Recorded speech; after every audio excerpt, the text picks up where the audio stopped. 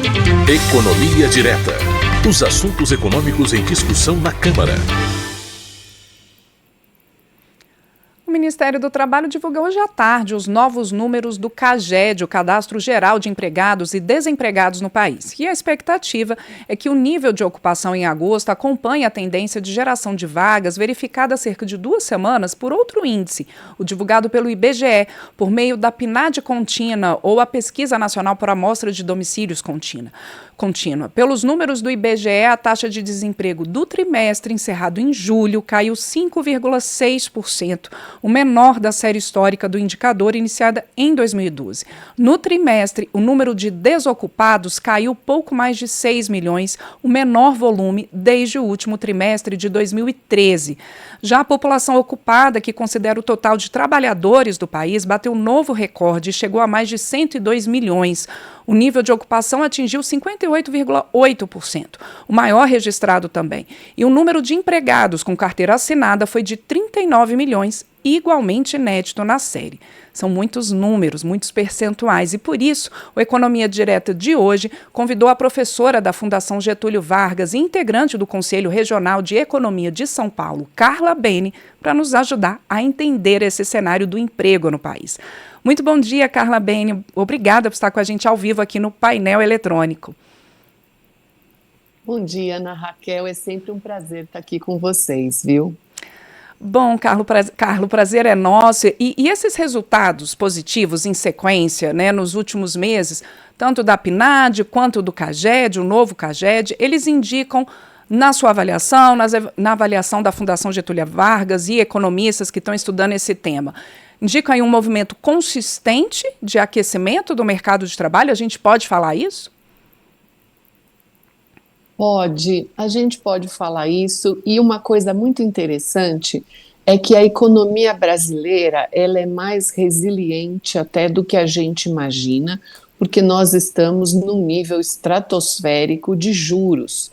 Então, o que a literatura aqui atrás de mim da política monetária fala? Que numa política monetária de contração, você diminui a atividade econômica, porque você encarece o crédito, fica muito caro o dinheiro para as empresas pegarem crédito para poder investir. E o que a gente observa é, na verdade, uma menor eficiência até da política monetária, porque a gente está encarecendo muito o crédito, a inadimplência está elevadíssima, mas sim, o mercado de trabalho está mais resiliente e com dados importantíssimos. Esse início seu que você falou é importantíssimo, a gente está aumentando todas as categorias de contratações. E eu colocaria aqui um ponto muito importante, que é sempre o primeiro item que eu vou olhar, Ana Raquel, que é o desalento. O desalento caiu 11% no trimestre. E a gente, quando fala 11%, não tem muito a dimensão, mas eu fui pegar o número. São 332 mil pessoas a menos dentro dessa categoria. E Carla, explica para a gente o que significa esse índice que você destacou do desalento. Por que você está colocando aí como algo tão revelador, né, e importante nesses tantos números que são divulgados em relação ao mercado de trabalho no país? A metodologia do IBGE, ela é a mesma, é uma metodologia internacional que você calcula desocupação. Então, para a gente ter ideia do montante, são 211 mil domicílios que são pesquisados, são 26 estados mais o Distrito Federal. E a pergunta é para a pessoa, e a pergunta é feita se a pessoa está ocupada, se ela não está ocupada, se ela trabalha no período que ela gostaria, porque aí o IBGE mede o subutilizado. E aí, nessa pesquisa, ele descobre as pessoas que não acreditam mais que vão conseguir emprego. Ele é desalentado, ele já está procurando há tanto tempo que ele não acredita mais que ele vai encontrar o emprego. Então, essa é uma categoria que sempre me preocupa muito, porque quando você cai em desalento, você também entra num processo depressivo, isso mexe com a família inteira. Então, se a gente pensar que são 332 mil pessoas que saíram dessa categoria, porque encontrar um emprego, esse é sempre o primeiro item que eu vou olhar nas pesquisas. Carla, eu vou até passar mais uns números aqui, porque realmente são dados bastante amplos e para a gente poder tentar entender melhor, e quem está acompanhando a gente pela rádio, pela TV, pelo YouTube também. Os dados aí da PNAD contínua, que tem quase 2 semanas que eles foram divulgados pelo IBGE, eles mostram, por exemplo, que nesse trimestre encerrado em julho, um recorde de carteira assinada, 39 milhões, recorde de trabalhadores por conta própria, que está em 26 milhões, número de empregados do setor privado sem carteira assinada, estando estável, em 13 milhões e meio, taxa de informalidade ligeiramente menor. O que a gente pode falar também, e aí peço até você para fazer essa relação com a questão do desalento, é que a qualidade desse emprego no país está melhorando. O trabalhador não só ele está acreditando que ele vai permanecer na sua ocupação, como também está melhorando essa qualidade quando a gente vê esse recorde, por exemplo, do número de trabalhadores com carteira assinada? Sim, eu vou fazer aqui um misto do que você falou, e você também tem os dados, lá estou eu também, porque professor sem dados a gente não funciona. Então, quando você me pergunta se estamos melhorando, eu vou fazer essa junção. Se nós estamos com menos desalentados, esse é o primeiro ponto que particularmente eu olho. O segundo, eu vejo a subutilização. E a subutilização, ela caiu. São pessoas dispostas a trabalhar por um prazo maior, mas não conseguem, por exemplo, acabam encontrando meio período de trabalho ou um tempo menor. Por isso que ele está subutilizado. E esse item caiu também. Aumentam os postos de carteira assinada. Então, essa é uma preocupação também, porque o carteira não assinada, que é o trabalhador informal, ele continua elevado ainda.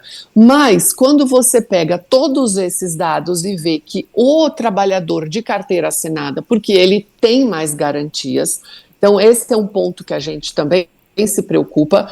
Isso daí tudo junto, eu posso dizer para você sim que nós observamos uma melhora muito importante. E eu não posso deixar de destacar uma grande mudança que nós tivemos já desde o ano passado, onde 75% dos postos de trabalho, carteira assinada, são de beneficiários do Bolsa Família por causa da regra de transição. Então, a regra de transição foi uma grande mudança que deu, inclusive, no mercado de trabalho e para quem recebe o auxílio. A gente está conversando aqui com a economista Carla Bene, também professora da Fundação Getúlio Vargas. Vou aproveitar esse ganchinho, Carla, que você falou da questão aí de uma mudança de política pública, que é a possibilidade do momento ali de transição do Bolsa Família. A gente teve também a retomada recente de uma política pública de reajuste real do salário mínimo. O que a gente vê também nos dados do IBGE é que o rendimento médio real habitual dos trabalhadores foi de R$ 3.484, um valor que representa um avanço, segundo o IBGE, de 1,3% no trimestre, 3,8% ao ano, também o salário médio maior de toda a série histórica da PNAD, contínua. Essa política pública também de reajuste do mínimo está interferindo nesses dados do emprego no país e do salário médio?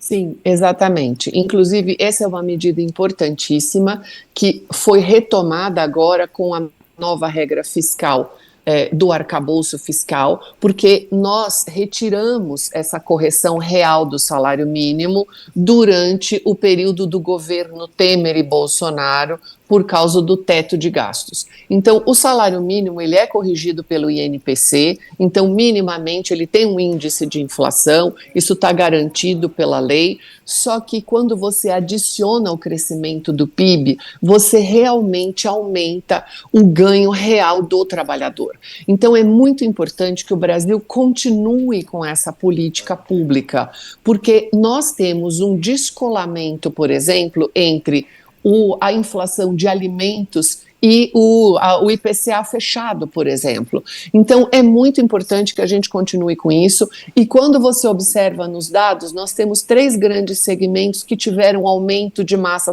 salarial. Agricultura, pecuária, produção florestal, esse primeiro grupo, depois informação e comunicação e depois a administração pública. Então, a faixa de renda, a massa salarial do país como um todo, ela melhora. Então, sim, essa é uma política pública fundamental que, a meu ver, ela jamais deveria ter sido retirada do trabalhador. A gente já está caminhando aqui para o encerramento do nosso quadro, Carla. Realmente esse é um assunto muito interessante, até daria para a gente ficar muito mais tempo conversando. Mas só para a gente poder encerrar, você até citou aí esses 3 segmentos que tiveram um aumento da massa salarial, que também foram segmentos onde houve a verificação da alta ali de postos de trabalho. Uma coisa, olhando todos esses segmentos, que nos chamou a atenção aqui, foi que não estava a construção civil, que normalmente é um segmento que a gente pensa de aumento de contratação quando tem um aquecimento da economia. Por que a construção civil não está sendo esse puxador de empregos como normalmente a gente observava? É que a construção civil ela já teve uma base muito grande no ano passado.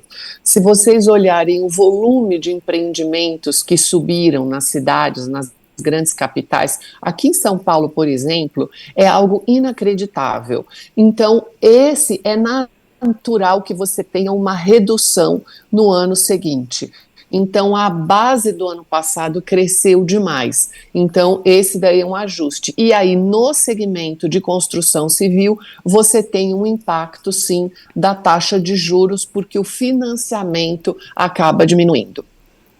Tá, ok, então. Eu agradeço muitíssimo a participação da Carla, a Carla que é professora da Fundação Getúlio Vargas e também integra o Conselho Regional de Economia de São Paulo. Carla Bene, muito obrigada pela entrevista, um excelente dia de trabalho, uma excelente semana para você e até uma próxima oportunidade.